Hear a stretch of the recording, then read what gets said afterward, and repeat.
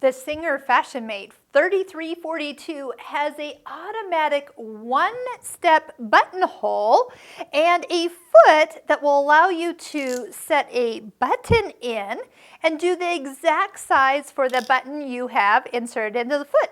So go ahead and take the edge and slide that up. You'll hear those little clicks, and then bring the button into position. Now this is actually the back of the foot, so when we attach it to the machine, it's going to stick out the back and the foot is going to be sitting and attached to the front. So once you have that in there, we will want to change our stitch length somewhere between 0 and 1. So that's why the little picture of the buttonhole is in that area. It's also good for satin stitching or stitches that are close together. Now I don't know where we'll be, but we'll start in the middle and then we'll adjust from that point. Stitch width, let's go ahead and make sure it's all the way at 6.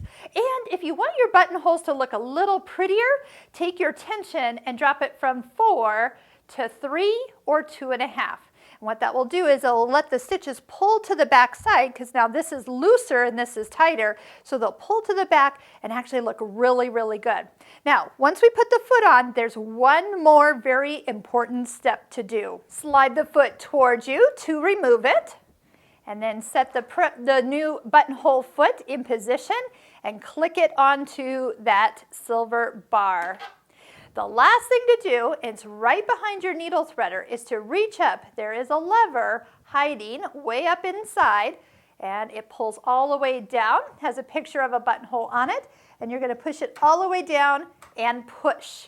And that's going to allow that once it starts to stitch, it's going to be tracked by that button in the back, and then it will push and tell the machine when to start the other side. Like it's going to go all the way back, and then at a turnaround point once that gets pushed, and then it will finish. Now the only thing we don't have with this machine is it doesn't know where we started. It's a mechanical machine.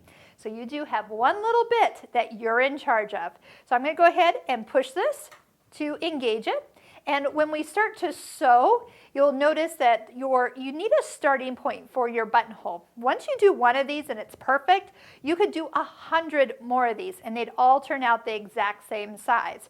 But just note that when you have your starting point, it's going to go away from us, around, and towards us for the direction. So just make sure you are prepared for that particular way the buttonhole will stitch. For the first buttonhole, you'll notice that the thread is going to be on top of the buttonhole. Once you take a few stitches, you're going to see me clip this thread off, and then once we pull it out when it's done, that thread will be slid underneath the foot, and the next one you won't have to hold it like I am right now. So it's going to start off with a tack at the bottom, and then it's going to stitch up the left side of the buttonhole, and then when it finds the length of the button, it does the tack at the top and comes back towards us.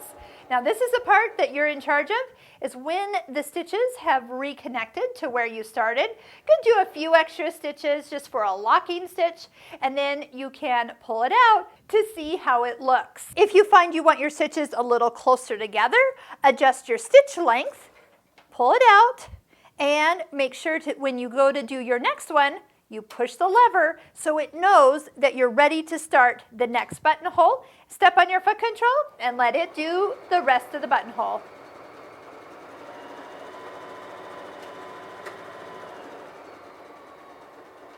So buttonholes can be used in a lot of places other than garments. You can find them in home dec items, items that you might need to hook or link something through. I've even used them to weave ribbon through, so if I've done multiple buttonholes and have a little up-down option. So there's a lot of decorative uses as well. So give yourself a chance to try out the buttonholes. And one little tip I always recommend for my students is when you are done, make sure that goes all the way up, is you could even leave your button in your foot when you store it away, just as a little reminder that that's where the button sits when you're wanting it to measure that for the exact length.